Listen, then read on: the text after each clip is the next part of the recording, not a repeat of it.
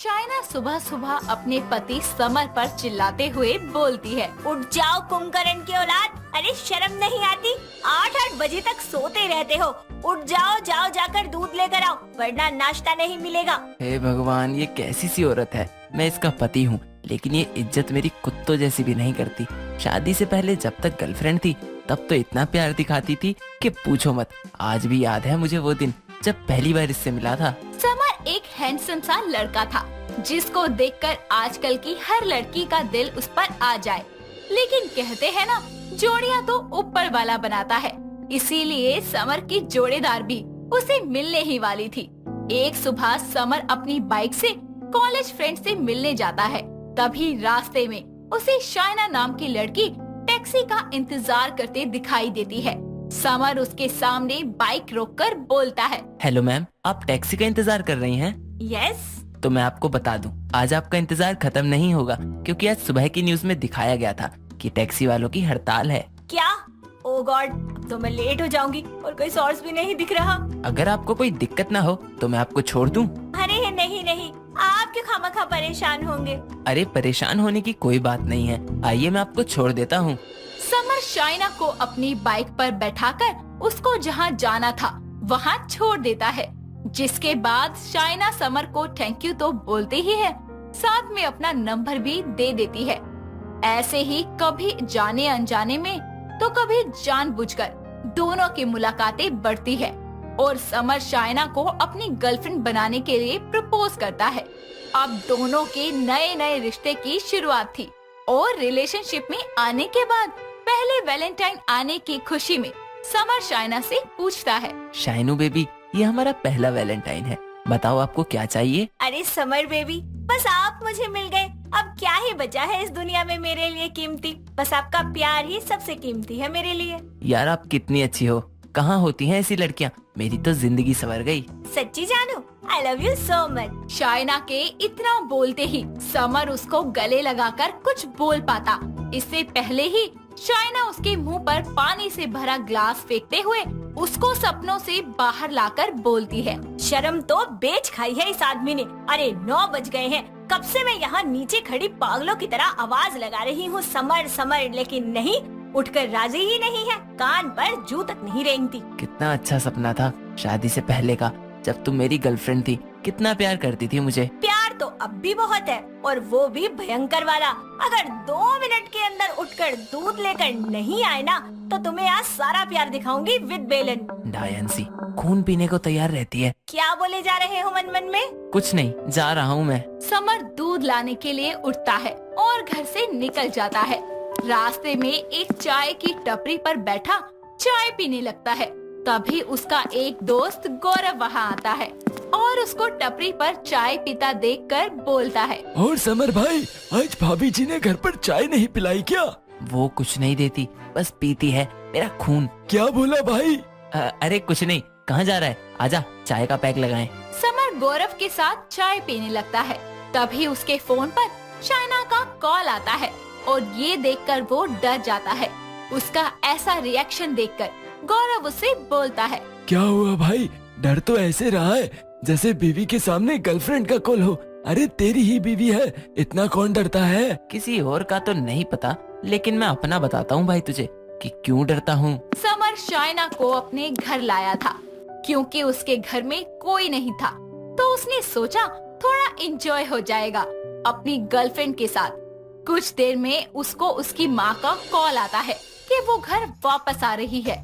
तभी समर शाइना को घर के गेट के पास लाकर बोलता है, सुनो शाइनू, मम्मी आने वाली हैं। अगर उन्होंने हमें ऐसे देख लिया तो प्रॉब्लम हो जाएगी, इसीलिए उनको ऐसे दिखाना कि तुम एक अनजान हो और मैंने तुम्हारे ऊपर गलती से कूड़ा फेंक दिया, तो तुम मुझे सुनाने आई हो। चलो गुस्से में मुझे सुनाओ। ओ बेबी, तुमने मेरे ऊपर कूड़ा क्यों फेंका?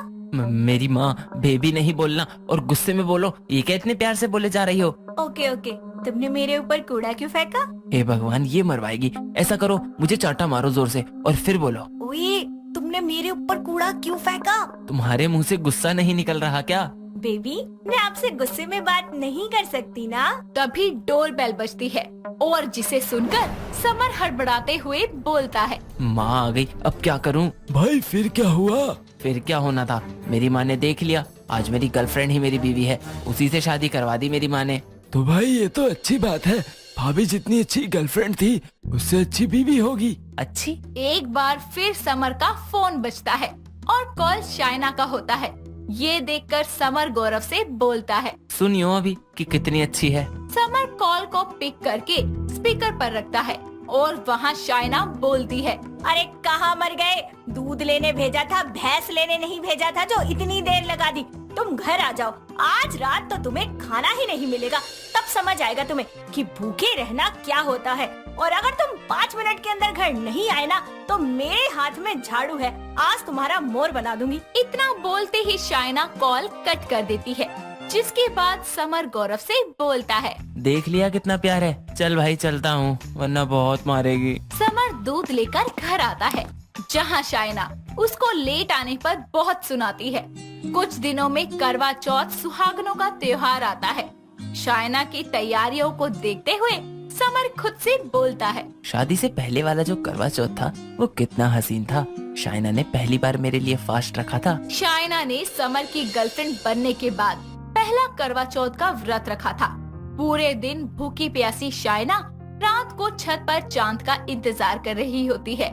तभी वहाँ समर आता है और अपनी शाइनू को ऐसे परेशान देखकर बोलता है। मेरी बेबी को चांद का इंतजार है, पर चांद तो मेरे सामने है। कहाँ है? ये है मेरे सामने मेरी शाइनू, मेरा चांद। क्या अभी यहाँ भूख से मेरी जान निकले जा रही है और चांद के निकलने में भाव खा रहा है। तो मैंने तो कहा था कि ये व्रत रखने की क्या जरूरत है। अरे बेबी तुम मेरी जिंदगी में आ गई, मेरी उम्र ऐसे ही बढ़ गई।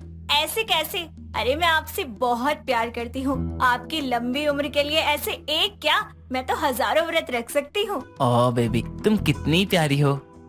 शाइना एक बार फिर पानी का ग्लास भरकर समर के मुंह पर फेंकते हुए बोलती है। क्या है तुम्हारा ये? बार बार किसके ख्यालों में खो जाते हो? अरे यहाँ मैं भूखी प्यासी तुम्हारे लिए व्रत रखे बैठी हूँ और तुम पता नहीं किस चुड़ैल की यादों में खोए हो। बेबी तुम्हारे बारे में ही सोच रहा था। तुम्हारा पहला करवा चौथ जब तुम मेरी गर्लफ्रेंड थी। हाँ वही तो गलती हो गई थी और उसी गलती की सजा है जो अब पूरी जिंदगी तुम जैसे इंसान के साथ भूखे प्यासे रहना पड़ रहा है। शाम को चांद के निकलने पर समर शाइना का व्रत खुलवाता है, जिसके बाद वो नीचे आकर ठूस ठूस के खाना खाती है। ये देखकर समर बोलता है। बेबी आराम से खा लो, खाना कहीं भाग थोड़ी रहा है। जब खुद भूखे रहोगे ना तब पता चलेगा कि क्या हाल होता है। समर शाइना को ऐसे खाता देखकर एक बार फिर अपनी शादी के पहले करवा चौथ को याद करता है। जब चांद देखने के बाद समर की पूजा करके शाइना ने व्रत खोला था और फिर खाने की प्लेट लगाकर एक निवाला समर के मुंह में डाला और फिर एक अपने मुंह में। उसका इतना प्यार देखकर समर उससे बोलता है। सच्ची शाइनू, तुम्हें देखकर मुझे यकीन हो गया है कि तुम जितनी अच्छी गर्लफ्रेंड हो उससे कहीं ज्यादा अच्छी बीवी बनोगी। समर के इतना बोलते ही शाइना उससे कहती है। मेरा पेट तो भर गया, अब आप भी खा लो। कोई आकर आपके मुंह में निवाले नहीं डालेगा और मुझे घर का बहुत सारा काम भी करना है। हे भगवान कितना काम होता है घर पर। शाइना की ये बात सुनकर समर बोलता है। जो लड़की गर्लफ्रेंड बनके इतना प्यार देती थी वो बीवी बनकर कितना अत्याचार करती है। भगवान बीवी जैसा प्राणी बनाते ही नहीं ना, कम से कम हमारी जिंदगी सुकून से तो बीतती। समर को खुद से बातें करता देख शाइना बोलती है। खा रहे हो खाना या रख दूं उठाकर? खा रहा हूँ मेरी माँ। बेचारा समर, लेकिन ये कहानी समर की नहीं, लगभग हर एक लड़के की है जिसने अपनी गर्लफ्रेंड से शादी की है। क्योंकि लड़कियां जितनी स्वीट एज गर्लफ्रेंड होती है उतनी ही खतरनाक एज वाइफ होती है। इसीलिए सावधान रहिए और किसी और की गर्लफ्रेंड से शादी करिए। राजवीर मंदिर में प्रार्थना कर रहा था, तभी अपनी आंखें खोलकर वो जैसे ही पलटता है उसकी नजर एक खूबसूरत सी लड़की पर अटक जाती है, जिसे वो देखता ही रहता है। और फिर वो लड़की माही अपनी प्रार्थना करके जब जाती है तो राजवीर उसे देखकर मन में बोलता है। हाय ये लड़की कितनी सुंदर है, इससे नजरें हटाने का मन ही नहीं कर रहा है। मुझे इसके पीछे जाना चाहिए वरना चली जाएगी। राजवीर इतना बोलकर जैसे ही बाहर जाता है तो माही सबको प्रसाद देते हुए उसके पास भी आती है और प्रसाद देती है। राजवीर फिर उसे निहारता है। तब फिर माही बोलती है, अरे कहाँ खो गए आप? हाथ आगे करके प्रसाद लीजिए। Hello mister. वो आई एम सॉरी, पता नहीं वो मैं कुछ सोच रहा था। अब सोच लिया हो तो प्रसाद ले लो, मुझे जाना है। जी जी जरूर दीजिए। वैसे करते क्या हो तुम? जी मैं, क्या आप मुझसे कह रही हैं? जी आपके सामने खड़ी हूँ तो आप ही से बोलूंगी, किसी भूत से तो नहीं। आई एम रियली सॉरी जी, मैं MNC कंपनी में काम करता हूँ। नाइस, ओके चलती हूँ, बाय। जी बाय। माही उसे बाय करके चली जाती है और राजवीर उसे तब भी बाय करता ही रहता है। तभी उसकी बेस्ट फ्रेंड श्रेया आती है और उसे ऐसे देखकर उसके सर पर टपली मारकर बोलती है, ओए पागल, किसको बाय कर रहा है? कोई है भी यहाँ पर? अरे तू कब आई और मारा क्यों? तू मेरी बात तो सुन नहीं रहा था, इसलिए तुझे होश में लाने के लिए मारना पड़ा, तभी आंसर किया मुझे। खैर वो सब छोड़, तू चल ले। अगर तेरी पूजा पाठ अब हो गई हो तो मेरी पेट पूजा भी करा दे यार। I am so hungry. हाँ चल चल, मुझे भी लग रही है भूख। ओए मुझे चाइनीज खाना है, वही खिलाएगा ना? अरे बाबा, जानता हूँ कि तू बिना चाइनीज खाए मुझे चैन से सांस भी नहीं लेने देगी, लेकिन मैं तेरे चाइनीज नहीं खाऊंगा, मैं तो इटालियन ही खाऊंगा। अरे ठीक है, तू चल, तो पेट में चूहे कूद रहे हैं अब। श्रेया इतना बोलती है कि राजवीर अपनी बाइक लाता है और उसको बैठाकर रेस्टोरेंट लेके जाता है। दोनों वहाँ पहुँचकर वेटर को बुलाते हैं और उसे ऑर्डर देते हैं। वेटर, मेरे लिए एक ग्रेवी मोमो, 2 वेज रोल, एक चाइनीज नूडल्स और इनके लिए Italian pasta with Italian garlic soup. Okay ma'am. अरे वाह श्रेया की बच्ची, तुझे तो मेरी फेवरेट इटालियन चॉइस के बारे में भी पता है। तो पागल, पता नहीं होगा क्या? इतने सालों से तेरे साथ जो रह रही हूँ, स्कूल में, कॉलेज में और अब तो ऑफिस में भी एक साथ रहते हैं। हाँ वो तो है, पता है तू मेरी बहुत अच्छी दोस्त है, जिसने कभी मेरा साथ नहीं छोड़ा, ना ही मुझे कभी अकेले होने दिया, हमेशा मेरे साथ जो रही है। और जिस दिन तू ऑफिस नहीं आती ना, कसम से बहुत लोनली फील होता है। मतलब तू मेरे साथ मस्ती करती रहती है ना, तो बहुत अच्छा लगता है। यानी तू मेरे बिना नहीं रह सकता, तुझे मेरे साथ रहने की आदत लग गई है। वैसे ही मुझे भी राजवीर तेरी आदत लग गई है, मैं तुझसे प्यार करने लगी हूँ Rajveer. I love you so so so much. बहुत जल्दी मैं तुझे प्रपोज भी करूंगी। सर आपका ऑर्डर। ओए पागल, तेरी फेवरेट डिश आ गई, ठूस ले अब। अरे अब ये किस सोच में डूब गई, इसको भी ऐसे ही होश में लाऊंगा जैसे इसने मुझे लाया था, मारी थी जैसे इसने। ये बोलकर राजवीर अपने हाथ पर किस करता है और उसी हाथ से उसके सर पर टपली मारता है और बोलता है, ए मोटी कहाँ खो गई थी, अपने मोमो खा ले वरना मैं खा जाऊंगा। ओए पागल है क्या तू? मार क्यों रहा है मुझे? तूने भी तो मारा था मुझे, उसका क्या, तेरे मोमो खा ले वरना ठंडे हो जाएंगे। हाँ खा रही हूँ, तू अपना खाना, मेरे पे नजर मत डाल। नजर तो तब डालूंगा ना जब मुझे पसंद होंगे वो, तू ही खा, मैं तो कभी ना खाऊं। इस तरह दोनों अपनी अपनी डिशेस खाते हैं और राजवीर श्रेया को उसके घर ड्रॉप करता है। फिर वो अपने घर चला जाता है। ऐसे ही अगले दिन माही अपने इंटरव्यू के लिए सड़क पर जा रही होती है और खुद से बोलती है, अरे यार आज तो मैं लेट हो गई, मेरा इंटरव्यू है, अगर लेट पहुंचूंगी तो सेलेक्ट होने से पहले रिजेक्ट हो जाऊंगी। भाग माही भाग, जल्दी कर, ऊपर से कोई टैक्सी भी नहीं आ रही। माही जल्दी जल्दी चल रही थी कि तभी उसकी स्लीपर टूट जाती है और वो बोलती है, ओफो धत्तेरी की, इसे भी अभी टूटना था, अब मैं कैसे जाऊंगी, कैसे पहुंचूंगी? हे भगवान, मेरा इंटरव्यू। वो टूटी हुई स्लीपर को हाथ में लेकर चल रही थी कि तभी उसे रोड पर अपनी बाइक से राजवीर नजर आता है और उसे देखकर बाइक रोक लेता है और बोलता है, अरे अब वही है ना प्रसाद वाली, क्या हुआ आपको, आप परेशान दिख रही हैं काफी। शुक्र है आप मिल गए, मैं बहुत मुसीबत में हूँ, प्लीज मेरी हेल्प कर दीजिए। कोई टैक्सी नहीं आ रही है और मेरे स्लीपर भी टूट गए हैं, मुझे 11 बजे इंटरव्यू में पहुँचना है, प्लीज। ओफो, मैं हूँ ना, मैं आपका इंटरव्यू कैंसिल नहीं होने दूंगा। 11 बजने में अभी 20 मिनट है। कहाँ है आपका ऑफिस, आप बताइए, उस हिसाब से मैं आपको अभी स्लीपर की शॉप पर ले जाकर पहले वो दिला दूंगा, फिर ऑफिस ड्रॉप कर दूंगा। जी Gandhinagar road, building B2। Are you serious? I mean really यही एड्रेस है ना? जी यही है, पर आप इतना खुश क्यों हो रहे हैं? क्योंकि ये मेरा ऑफिस है। बैठिए आप, आपकी स्लीपर का इंतजाम मैं कर दूंगा। Are you sure? I am 100% sure. ये बोलकर राजवीर उसे अपनी बाइक पर बिठाता है। कुछ मिनटों में ही वो ऑफिस पहुंच जाते हैं और राजवीर श्रेया के पास जाकर बोलता है। श्रेया, गुड मॉर्निंग, कैसी है? Good morning. आज लेट कैसे आया है? बस हो गया, किसी को हेल्प चाहिए थी। राजवीर के इतना कहने पर माही राजवीर के पास आती है और श्रेया का ध्यान माही पर जाता है और राजवीर बोलता है। इनकी ही हेल्प की थी मैंने, वो इनका इंटरव्यू है, इसलिए तू इन्हें अपनी स्लीपर दिखा दे एक बार। इंटरव्यू हो जाए तो वापस ले लियो। जी, मेरा इंटरव्यू होने के बाद मैं आपको रिटर्न कर दूंगी।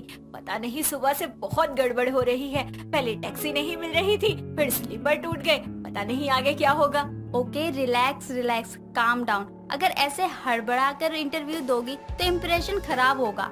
ये लो, पानी पियो। श्रेया उसे पानी का ग्लास देती है, जिसके बाद माही पानी पीती है। वहीं राजवीर माही को प्यार से देखता ही रहता है और फिर माही को इंटरव्यू रूम तक छोड़ के आता है। कुछ देर बाद इंटरव्यू हो जाता है, जिसमें माही सिलेक्ट हो जाती है। कैबिन के बाहर राजवीर उसका वेट कर रहा था।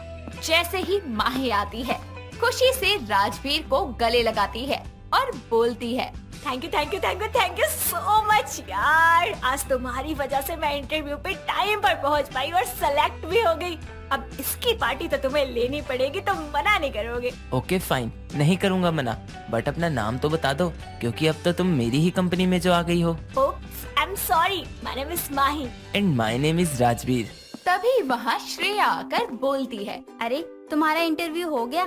जी हो गया, एंड थैंक यू, आपने मुझे अपने स्लीपर दिए और मैं पार्टी दूंगी आप दोनों को। सभी रेडी? या श्योर। अच्छा ठीक है, आप ध्यान से जाना। कल से तो आप ऑफिस ज्वाइन कर ही रही हैं।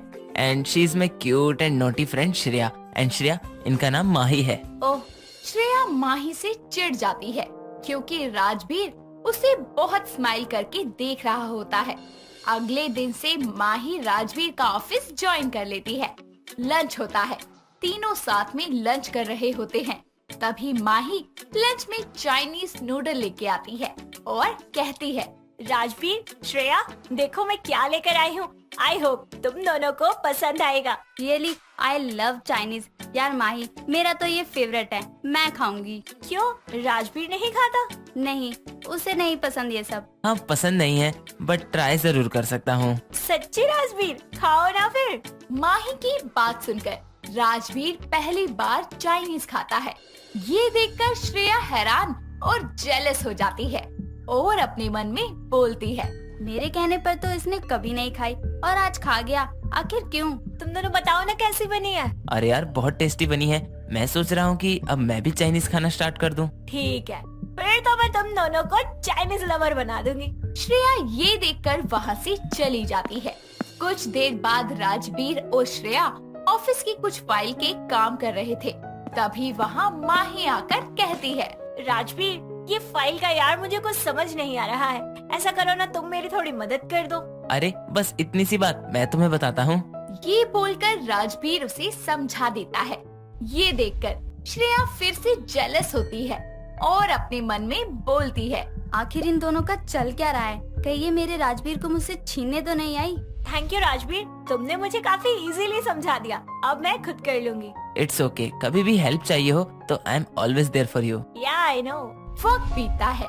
माही और राजवीर दोनों ही एक दूसरे से प्यार करने लगते हैं, लेकिन राजवीर ने उसे अभी तक प्रपोज नहीं किया था। वहीं दूसरी ओर श्रेया भी राजवीर से प्यार करती थी, लेकिन वो उससे कुछ कहने की हिम्मत जुटा पाती तब तक राजवीर ही उसके पास आकर बोलता है, श्रेया श्रेया, मुझे प्यार हो गया है, वो भी माही से। पता है, जब से मैंने उसे देखा है तब से उसे प्यार करने लगा हूँ और अब इतना टाइम हो गया है। मैं उसे प्रपोज करना चाहता हूँ और इसमें तुम्हें मेरी हेल्प करनी होगी। करोगी ना? हाँ राजवीर, करूँगी। थैंक्स श्रेया यार, I love you so much. तू सच में बहुत अच्छी है, मेरी बहुत हेल्प करती है। Thank you so much. तुझे तो लड़कियों की पसंद और रिंग साइज का अंदाजा होगा। यार प्लीज माही के लिए एक अच्छी सी रिंग ले आ। ये पैसे मैं तुझे ऑनलाइन पे कर दूंगा। थैंक यू फिर से यार। कर दूंगी मैं।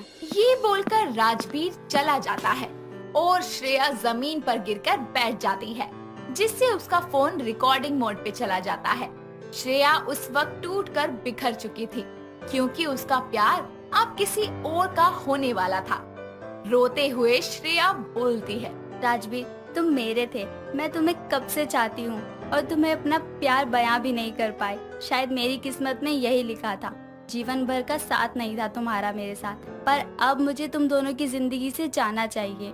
मेरे राजवीर ने मुझसे एक चीज मांगी है ना, मैं उसे माही के लिए रिंग लाकर जरूर दूंगी। ये बोलकर श्रेया अपना फोन उठाकर चलती है, जिससे उसका हाथ लगकर रिकॉर्डिंग सेव हो जाती है और माही के लिए एक ज्वेलर के पास जाकर वो सुंदर सी रिंग खरीद लेती है और राजवीर को दे देती है।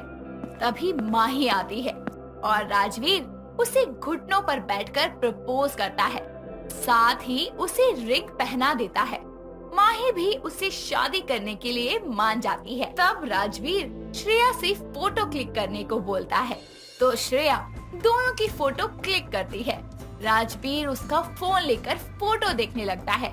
तभी उसके फोन से रिकॉर्डिंग स्टार्ट हो जाती है, जिसमें श्रेया के दिल की कही सारी बात थी और इसके बाद श्रेया की रिकॉर्डिंग सबके सामने आती है, जिसे जानने के बाद राजवीर बोलता है, श्रेया, तुम मुझसे प्यार करती रही और मैं कभी समझ नहीं पाया, ना ही आज तक तुमने मुझे बताया, ऐसा क्यों? अरे रिकॉर्ड कैसे हो गया मुझे नहीं पता, और राजवीर ये सब झूठ है, तुम यकीन मत करो। लाओ मैं अभी डिलीट कर देती हूँ। नहीं करनी डिलीट। मैं तुम दोनों के बीच आ गई, मुझे माफ कर दो श्रेया, मुझे यहाँ से जाना चाहिए। माही जैसे ही जा रही होती है, श्रेया उसका हाथ पकड़कर रोक लेती है और दोनों को समझाती है कि वो दोनों एक दूसरे के लिए ही बने हैं और उसका इनकी जिंदगी से चले जाना ही बेहतर होगा। ये समझाकर वो दोनों का हाथ एक दूसरे के हाथ में देती है और हमेशा के लिए उनकी लाइफ से दूर हो जाती है और श्रेया का प्यार अधूरा ही रह जाता है। संदीप के ना चाहते हुए भी उसकी माँ कुमकुम उसकी शादी कनक से करवा देती है, जो कि गांव की लड़की थी। संदीप अपनी शादी की पहली ही रात कनक के पास जाकर उससे बोलता है, देखो, ये शादी मेरी बिना मर्जी के हुई है, तो तुम मुझसे किसी भी तरह की कोई उम्मीद मत रखना। मुझे नहीं पता कि मैं तुम्हें प्यार दे भी पाऊंगा या नहीं। पर आप ही शादी काहे नहीं करना चाहते थे? हम आपको पसंद नहीं है का? बात पसंद या नापसंद की नहीं है कनक, मुझे जैसी बीवी चाहिए तुम वैसी नहीं हो। अरे तो हमका बताए दो आपको कैसी जोरू चाहिए, हम एकदम वैसे बन जाएंगे। ना ही तुम वैसी बन सकती हो और ना ही तुम मेरी बात को समझ सकती हो। अब बहुत रात हो चुकी है, इसलिए तुम सो जाओ और मुझे भी सोने दो। ये बोलकर संदीप अपना बिस्तर उठाकर सोफे पर जाकर सो जाता है और अगले दिन बिना किसी को कुछ बताए सुबह सुबह अपने दोस्त सोनू के पास जाकर उससे बोलता है, भाई, तू मेरा कनाडा का वीजा लगवा रहा था, क्या हुआ उसका? भाई तू अपने भाई के होते हुए चिंता क्यों कर रहा है? मैंने तुझे जुबान दी है, मैं तेरा वीजा लगवा कर ही रहूंगा। तू बस भाभी के साथ मजे कर। भाई, तू मुझे गाली दे दे नहीं तो जिंदा गाड़ दे, पर मुझे उस गवार के साथ मजे मारने को मत बोल। क्या हुआ जो तू अपनी बीवी के लिए ऐसे बोल रहा है? अरे गवार को गवार ना बोलूं तो और क्या बोलूं? मैंने बोला था माँ को कि मुझे उस लड़की से शादी नहीं करनी, पर फिर भी मेरी शादी उन्होंने उससे ही करवाई। अब बस मैं कनाडा चला जाऊं, उसके बाद इस गवार से पीछा छूट जाएगा। इतना बोलकर संदीप घर जाता है, जहां वो अपनी बीवी को देखकर गुस्से में अपने रूम में जाकर बैठ जाता है। थोड़ी देर बाद सोनू भी संदीप के घर आता है और कनक से मिलकर कुमकुम से बोलता है, आंटी जी, जब संदीप कनक भाभी से शादी करना नहीं चाहता था तो क्यों करवाई आपने संदीप की शादी? आजकल के बच्चे बताएंगे मुझे कि क्या करना है और क्या नहीं। अरे बेटा, तुम लोगों की जुबान होती होगी कि कल बोला और आज भूल गए, पर हम जो एक बार जुबान दे देते हैं ना, उसे मरते दम तक पूरा करते हैं। पर इसमें जो 2 जिंदगियां बर्बाद हो रही हैं, उसका क्या? बेटा, ये बात धूप में सफेद नहीं की है हमने, दुनिया देखी है। और हमारे टाइम में कौन सा हमारी मर्जी से शादी होती थी, पर फिर भी हम साथ रहे हैं ना। वैसे ही कल को जब संदीप के बच्चे होंगे तो वो भी सब भूल जाएगा। और अब तो जनानियों की तरह अपने दोस्तों को भड़काना बंद करो और अपने घर निकलो। चलो फुटो यहाँ से। कुमकुम की बात सुनकर सोनू वहाँ से चला जाता है। ऐसे ही कुछ दिन बीत जाते हैं और आखिर संदीप का वीजा लग ही जाता है। वीजा लगते ही संदीप अपना सारा सामान पैक करके जाने की तैयारी करने लगता है। तभी कनक आरती की थाल लाकर संदीप के पास जाती है और उसकी आरती उतार कर उससे बोलती है, वहाँ जाकर ना मन लगाकर काम करना, हमें फोन करते रहना और हमका बहुत याद करना। कनक, मैं कोई जंग पर नहीं जा रहा, मैं कनाडा काम करने जा रहा हूँ। अब जाने दो मुझे, वरना मेरी फ्लाइट मिस हो जाएगी। ठीक बा, हम आपका इंतजार करेंगे। वहाँ काम जल्दी खत्म करके ना जल्दी जल्दी वापस आना। हम यहाँ आपका इंतजार करेंगे। आप वापस तो आएंगे ना हमारे पास? माफ करना कनक, पर अब मैं कभी नहीं आऊँगा। क्या सोचने लगा? बहू तुझसे कुछ पूछ रही है, जवाब दे। माँ, मैं चलता हूँ और वहाँ जाकर आपको फोन करता रहूंगा। अच्छा, अब आशीर्वाद दे दो। इतना बोलकर संदीप अपनी माँ के पैर छूकर घर से निकल जाता है।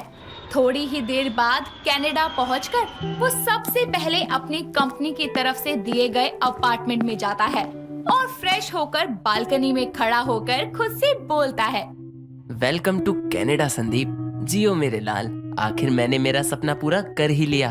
और वो जल्दी से रेडी होकर ऑफिस के लिए निकल जाता है, जहां वो अपनी ऑफिस की फिरंगी लड़कियों को देखकर मन ही मन में बोलता है, कुछ भी कहो, जो बात इन फिरंगी लड़कियों में होती है ना, वो बात देसी में नहीं। संदीप मन ही मन ये सब सोच रहा होता है कि तभी उसके पास एलिस नाम की एक फिरंगी लड़की आती है और उससे बोलती है, I like Indian peoples.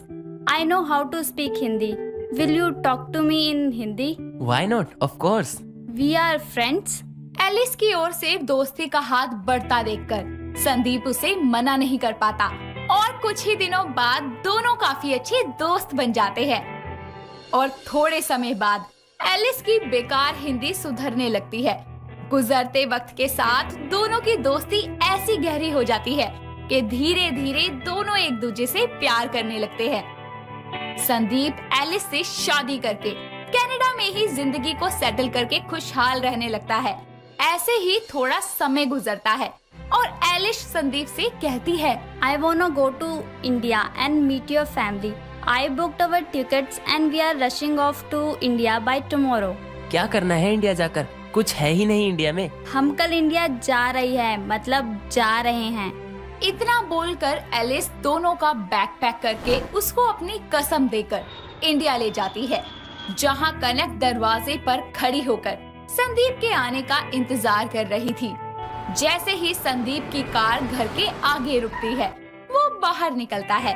तभी कनक भागकर उसके गले लग जाती है और कुमकुम को आवाज लगाकर बोलती है, माँ जी, ये देखिए संदीप जी आ गए। आपको पता है, लोग हमको काका बोलते थे, कहते थे कि आप हमको छोड़कर विदेश चले गए हैं और कबू वापस नहीं आएंगे। पर देखिए, आज लोगन की बात झूठ हो गई और हमारा यकीन जीत गया, आप वापस आ गए। तभी वहाँ कुमकुम आती है और अपनी बहू से बोलती है, ये तेरा प्यार था बहू, जो संदीप इतने दिनों बाद घर आया। क्यों रे, विदेश जाकर सबको भूल गया था क्या?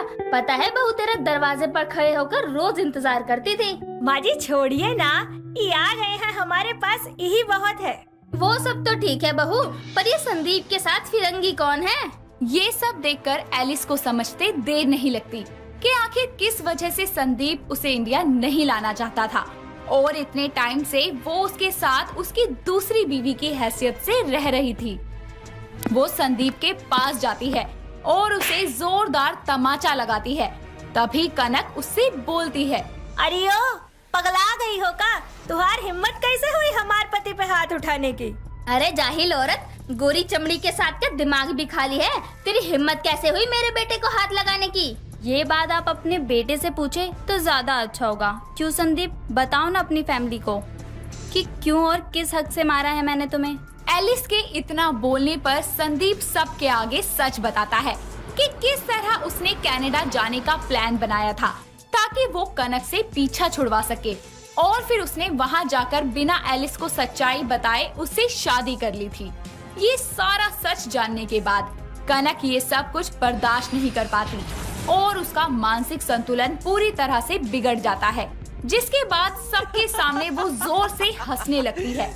उसकी ऐसी अजीब हरकत देखकर संदीप और एलिस कुमकुम के साथ उसे हॉस्पिटल ले जाते हैं, जहां उनको पता चलता है कि सदमा लगने के कारण कनक ने अपना मानसिक संतुलन खो दिया है ये सब देखकर कुमकुम को अपनी गलती का एहसास होता है और वो संदीप से बोलती है।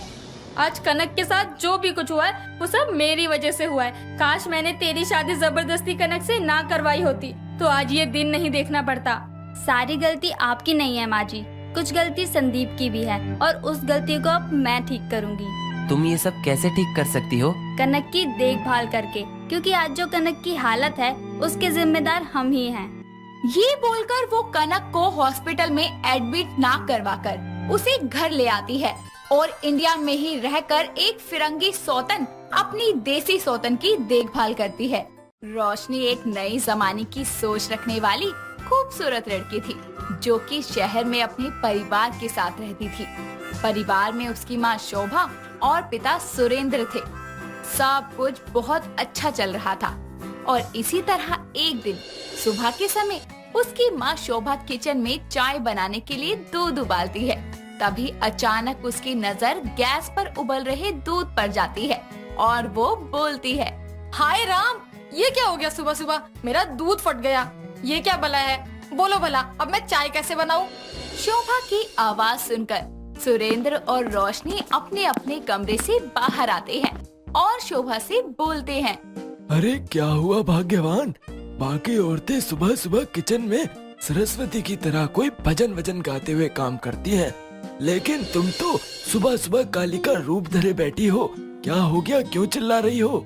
अरे हाँ यार, माँ सुबह सुबह क्यों हल्ला मचा रही हो? कितना अच्छा सपना देख रही थी मैं। तुमने मेरी और पापा दोनों की नींद खराब कर दी। कौन सी आफत आ गई? तुम दोनों बाप बेटी एक ही थाली के चट्टे बट्टे हो। अरे अपनी आंखें खोल कर देखो, पूरा 1.5 लीटर दूध फट गया। अब बताओ मैं कैसे चाय बनाऊं?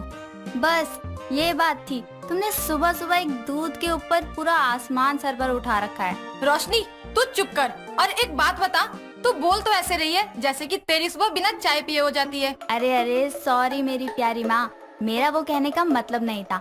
बनिए की दुकान तो खुल गई है, आप मुझे पैसे दे दो, मैं अभी दूसरा पैकेट ले आती हूँ। इस तरह रोशनी पैसे लेकर बनिए की दुकान से दूध का पैकेट लेकर आती है, जिसके बाद उसकी माँ शोभा चाय बनाती है और तीनों डाइनिंग टेबल पर बैठकर चाय पीते हैं और रोशनी बोलती है, माँ इट्स अमेजिंग। आपको पता है आपके हाथों की ये चाय मुझे बहुत ही ज्यादा पसंद है और बिल्कुल सही कहती हैं आप कि मेरा दिन चाय के बिना शुरू ही नहीं होता। अरे रोशनी, इससे भी अच्छी चाय तो हम पहले पीते थे। और रियली पापा, पर वो कैसे? क्योंकि बेटा ये पैकेट वाले दूध तो इस नए जमाने की चोचलेबाजी है। जब मैं तेरे उम्र का था ना, तो मेरे पिताजी हमें भैंस का दूध पिलाते थे। उसका स्वाद और उसकी चाय, आए हाय, आज भी उसका स्वाद याद आता है। क्यों भाग्यवान, तुमने भी तो पिया होगा? हाँ जी बिल्कुल रोशनी के पापा, लेकिन तब उसका दाम कम हुआ करता था, लेकिन आज के जमाने में भैंस के दूध की तो कीमत ही बढ़ गई है और फिर आजकल तो ये पैकेट का दूध ही मिलता है। खैर, इस तरह वो तीनों दूध के ऊपर बातचीत करते हुए चाय पीते हैं और चाय पीने के बाद शोभा किचन में खाने की तैयारियां करने लगती है और कुछ ही देर में खाना बन जाता है और शोभा रोशनी और उसके पिता सुरेंद्र को खाना डालती है। खाना खाकर रोशनी कॉलेज और सुरेंद्र अपनी ड्यूटी पर चला जाता है। इसी तरह वक्त बीतता है और शाम हो जाती है। सुरेंद्र शाम को जब ड्यूटी से घर आता है तो अपनी पत्नी को आवाज मारकर बोलता है, अरे भाग्यवान, आज थक गया हूँ ज्यादा, मेरे लिए एक कप चाय बना दो जरा। माँ अब आप पापा के लिए चाय बना ही रही हैं, तो मेरे लिए भी एक कप बना देना। ठीक है बनाती हूँ, बस 5 मिनट। इस तरह शोभा किचन में जाकर चाय बनाने लगती है कि तभी एक बार फिर से दूध फट जाता है और इस बार वो गुस्से में बोलती है, अरे ओ रोशनी, रोशनी आज तो दूध कहाँ से लाई है? देख फिर से फट गया। क्या माँ, हमारी इस सोसाइटी में एक ही तो बनिए की शॉप है, हमेशा की तरह वहीं से लाई थी दूध। बेड़ा गर्क हो इस बनिए का, इस बार फिर से मेरा दूध फट गया। आज तो मैं इससे पूछ के ही आऊंगी ये कितने दिन पुराना दूध दे रहा है हमें पिछले 2 दिनों से। शोभा गुस्से में ये बोल ही रही होती है कि तभी उसकी पड़ोसन आकर उसे बोलती है, अरे क्या हुआ शोभा बहन, तुम बड़े गुस्से में लग रही हो, कहाँ जा रही थी? अरे पूछो मत, ये बनिया ना पिछले 2 दिनों से ना जाने कैसा दूध दे रहा है जो फट जा रहा है, उसी की क्लास लगाने जा रही थी बस। अरे तुम चंदू दूध वाले से दूध क्यों नहीं लेती? इसी पैकेट वाले दूध के रेट में ही वो भैंस का दूध देकर जाता है। कहो तो कल मैं भेज दूँ उसे तुम्हारे यहाँ। हाँ, एक काम करो, कल तुम उसे भेज देना, मैं एक बार दूध लेकर देखूंगी, अच्छा लगा तो फिर परमानेंट उसी से दूध लूंगी। इस तरह उसकी पड़ोसन दूध वाले के बारे में बताकर वहाँ से चली जाती है और इसी तरह कुछ वक्त बीतने के बाद सुबह होती है और रोशनी के घर की डोरबेल बजती है और शोभा बोलती है, रोशनी, देख कौन है इतनी सुबह गेट पर। अपनी माँ की बात सुनकर रोशनी गेट खोलती है और चंदू दूध वाले को देखकर बोलती है, कौन हो भाई साहब तुम और यहाँ किससे मिलने आए हो? जी वो आपके घर में आज दूध डिलीवर करने को बोला गया था, बर्तन लाइए। माँ देखो, कोई चंदू दूध वाला आया है। अपनी बेटी रोशनी की आवाज सुनकर वो जल्दी से आती है और बोलती है, अरे आओ आओ बेटा। जी आंटी जी, दूध लेने के लिए बर्तन ले आइए। अरे वो तो मैं भूल ही गई। रोशनी, जा किचन से फटाफट दूध का भगोना लेकर आ। रोशनी किचन से दूध के लिए बर्तन लेकर आती है और दूध लेने के लिए बर्तन आगे करती है और जैसे ही चंदू उसमें थोड़ा सा दूध डालता है तभी रोशनी का हाथ हिलने लगता है। ये देखकर चंदू रुक जाता है और बोलता है, अरे मैडम, जरा बर्तन को अच्छे से पकड़िए, ऐसा लग रहा है जैसे कि आपके हाथों से बर्तन छूट जाएगा। खाती पीती नहीं है क्या आप, जो आपके हाथ ऐसे बच्चों की तरह हिल रहे हैं? ओह मिस्टर, तुम अब ज्यादा बोल रहे हो, चुपचाप दूध दो और चलते बनो, समझे? और क्या नाम है तुम्हारा? चंदू दूध वाला। How funny. अरे मैडम, नाम से क्या होता है, मेरा असली नाम आरव है और चंदू तो लोग मुझे प्यार से बुलाते हैं। जब से मैंने दूध बेचना शुरू किया है तब से, और ये नाम मुझे पसंद है, समझिए आप। चलिए अब मैं चलता हूँ। इस तरह चंदू दूध देकर वहाँ से चला जाता है और फिर शोभा उसे दूध लेकर किचन में जाकर चाय बनाती है और एक बार फिर से तीनों टेबल पर बैठकर चाय पीते हैं। जैसे ही रोशनी उस चाय की पहली घूंट अपने गले से नीचे उतारती है तो वो बोलती है, अरे वाह माँ, इस दूध की चाय तो सच में बहुत बढ़िया है, मैं तो इसकी फैन ही हो गई। इस तरह अगला दिन आता है और चंदू दूध वाला एक बार फिर से दूध लेके आता है और जैसे ही डोरबेल बजती है तभी फटाफट से रोशनी बर्तन लिए गेट पर आकर दरवाजा खोलती है और उसे देखकर चंदू बोलता है, क्या हुआ मैडम, एक ही दिन में चंदू दूध वाले के दूध को पीने से लगता है आप में ज्यादा फुर्ती आ गई है। चलिए बर्तन दीजिए। चंदू बर्तन में दूध डालता है कि तभी रोशनी उससे पूछती है, तुम शक्ल से दूध बेचने वाले तो नहीं लगते, तुम्हें देखकर लगता है कि तुम पढ़े लिखे हो, तो फिर ये काम क्यों करते हो? हाँ मैं पढ़ा लिखा हूँ, लेकिन मैडम ये मेरा बिजनेस है और मैं मेरे इस दूध के काम से बहुत खुश हूँ। लेकिन तुम दूध ही क्यों बेचते हो? कोई अच्छी नौकरी भी तो कर सकते हो। हाँ बिल्कुल कर सकता हूँ, लेकिन मैं करना नहीं चाहता क्योंकि अपना बिजनेस किसी की चाकरी करने से ज्यादा अच्छा है। अच्छा मैं चलता हूँ। अच्छा सुनो, तुम दूध बिल्कुल प्योर बेचते हो, वफादार हो काम के प्रति। इस तरह कुछ मिनट बीत जाते हैं, दोनों एक दूसरे को देखने लगते हैं और इसी तरह रोज चंदू दूध देने आता और रोशनी जैसे उसकी तरफ खिंची चली जा रही थी। इसी तरह एक दिन जब चंदू उसे भगोने में दूध डाल रहा था, रोशनी लगातार उसे देखे जा रही थी और उसका हाथ चंदू के हाथ पर पड़ जाता है और दोनों मानो एक दूसरे को देखने में खो जाते हैं। तभी चंदू अपना हाथ हटाता है और वहाँ से चला जाता है और जब रात होती है तो रोशनी अपने बिस्तर पर लेटी हुई उसके बारे में सोचने लगती है और बोलती है, रोशनी, ये क्या हो गया है तुझे? हर वक्त तू उस दूध वाले के बारे में सोचती रहती है, कहीं तुझे प्यार तो नहीं हो गया उससे? एक काम करती हूँ, आंखें बंद करके देखती हूँ, अगर मुझे वो दिखा तो। इतना बोलकर वो अपनी आंखें बंद करती है और उसे दूध वाला दिखता है, जिसके बाद वो बोलती है, हाँ, मैंने आंखें बंद करके भी उसी का चेहरा देखा, मतलब मैं सच में उससे प्यार करने लगी हूँ। इसी तरह अगली सुबह होती है और चंदू दूध वाला दूध लेकर आता है। रोशनी एक लेटर पर अपने दिल की बात लिखकर और उसके नीचे अपना नंबर लिखकर चंदू को दे देती है। इस तरह चंदू भी उसे पसंद करने लगता है और उसके नंबर पर कॉल करता है और इस तरह दोनों एक दूसरे से कॉल पर बातें करने लगते हैं। धीरे धीरे उनका प्यार परवान चढ़ने लगता है और एक दिन रोशनी उसे बोलती है, यार चंदू, तुम्हें नहीं लगता कि अब हमें मिलना चाहिए? ऐसे फोन पर कब तक बातें करेंगे? हाँ, बात तो तुम सही कह रही हो। एक काम करो, हम कल मिलते हैं शाम को। इस तरह अगले दिन दोनों एक दूसरे से मिलने के लिए अच्छे से रेडी होते हैं और फिर दोनों एक दूसरे से मिलने के लिए एक कपल पार्क में जा पहुंचते हैं, जहां रोशनी को देखकर चंदू बोलता है, वाओ यार, आज तो तुम कह ढा रही हो। तुम मुझसे मिलने आई हो या अपनी खूबसूरती से मेरी जान लेने? तुम भी कुछ कम थोड़ी लग रहे हो। तुम्हें देखकर कोई नहीं कह सकता कि तुम दूध बेचते हो या दूध वाले हो। अच्छा सुनो ना, तुम ये दूध बेचने का काम छोड़ नहीं सकते और कोई और जॉब कर लो ना।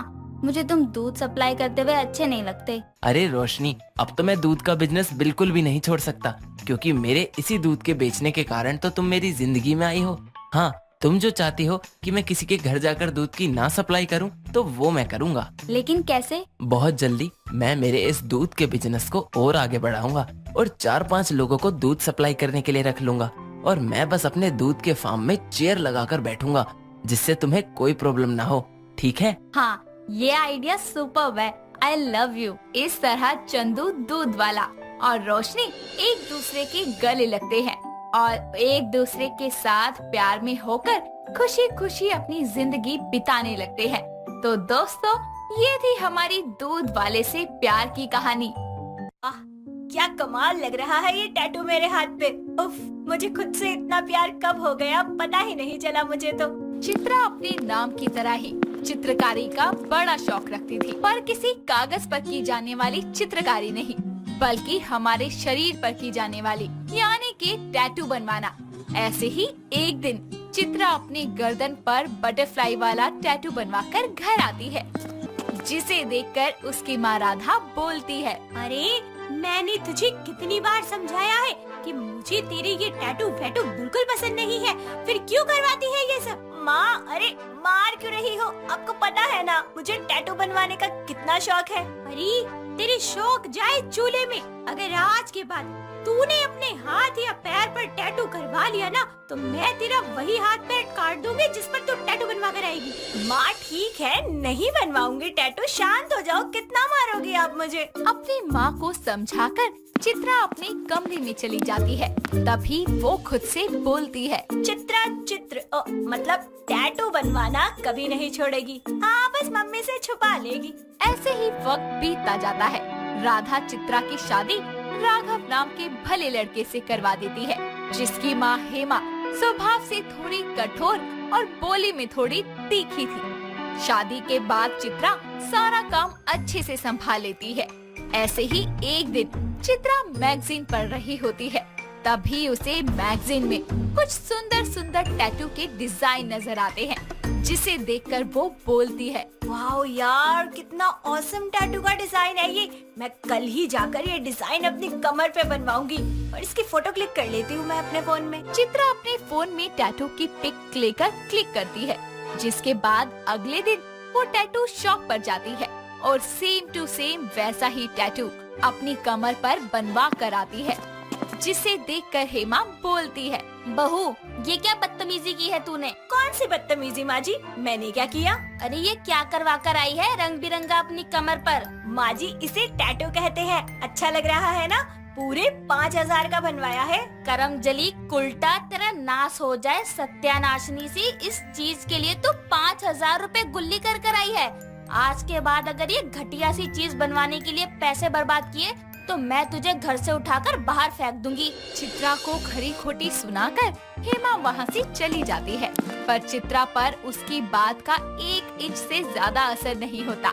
शाम को जैसे ही राघव घर आता है तो उसकी नजर चित्रा के कमर पर बने टैटू पर जाती है, तो वो उसे बोलता है, वाओ जान, क्या बात है, बहुत ही कमाल का लग रहा है ये तुम्हारी कमर पर। समझ नहीं आ रहा कि तुम्हारी कमर ज्यादा अच्छी है या टैटू। जी मेरी कमर पहले ही अच्छी है, टैटू बनवाकर ज्यादा अच्छी लग रही है, पर माँ जी ने तो मुझे सुना दिया बहुत। कोई बात नहीं, माँ बड़ी है, उनका कहने का हक बनता है, दिल छोटा मत करो तुम। राघव की बात सुनकर चित्रा हेमा की कही सारी बातें भूल जाती है, पर धीरे धीरे उसका टैटू लव अब और ज्यादा बढ़ जाता है, जिसके चलते वो YouTube की मदद से टैटू बनाना सीखती है। ऐसे ही एक दिन वो अपने घर के आंगन में बैठी हुई मेहंदी से अपने पैर पर टैटू बना रही होती है। तभी वहाँ हेमा आकर गुस्से में बोलती है, चित्रा, बहू क्या कर रही है? माँ जी कुछ नहीं, टैटू बनाना सीख रही थी मैं, तो बस मेहंदी से वही डिजाइन बनाकर देख रही हूँ। मैंने तुझे कहा था ना कि कोई टैटू नहीं बनवाना, फिर भी तू इनमें लगी हुई है। क्यों टाइम खराब कर रही है इन सब में? इतना ही फ्री टाइम है तो घर का काम कर ले। माँ जी मुझे समझ नहीं आ रहा आपकी दिक्कत क्या है। अरे मेहंदी से ही तो बना रही हूँ, उतर जाएगा एक आध हफ्ते में। मिर्च की तरह जुबान तीखी हो गई है तेरी। इन फालतू कामों में अपना समय मत बर्बाद कर, वरना हर्जाना भरना पड़ जाएगा तुझे एक दिन इन सब का। माँ जी आंखें खोल कर देखिए, ये मेहंदी है, कोई परमानेंट टैटू की इंक नहीं है जो आप इतना बवाल कर रही हैं। आप हमेशा चिल्ला चिल्ला कर मोहल्ला जमा करने पर ही क्यों उतारू रहती है? मैंने इससे पहले तो आपकी बात मान ली थी, लेकिन अब तो मैं बिल्कुल नहीं मानूंगी। इतना कहकर चित्रा वहाँ से बुरा सा मुंह बनाकर चली जाती है। अब आए दिन चित्रा नए नए टैटू बनवाया करती, जिसके चलते उसकी और हेमा की बहस भी जारी रहती है। ऐसे ही एक दिन दोनों सास बहू बहस कर रहे होते हैं। तभी राघव घर आता है और उन दोनों को ऐसे लड़ता देखकर बोलता है, माँ, चित्रा, आप दोनों पागल हो गए हो क्या? क्यों जंगली बिल्लियों की तरह आपस में लड़ रहे हो? पागल मैं नहीं, बीवी हो गई है तेरी। अरे इसे समझा कि नाम चित्रा होने से चित्रकारी की किताब न समझे खुद को। आए दिन नए नए चित्र बनवाती रहती है खुद पर। सही तो कह रही हैं माँ, जरा देखो खुद को, कितने टैटू तो बनवा रखे हैं तुमने। चलती फिरती ड्राइंग बुक लगती हो तुम। अच्छा, तो अब आप भी माँ जी की तरफ हो गए। कोई बात नहीं, मैं अकेले ही अच्छी हूँ। देखो मुझे टैटू करवाने का शौक है, जब मुझे माँ जी नहीं रोक सकी तो आप क्या रोकेंगे?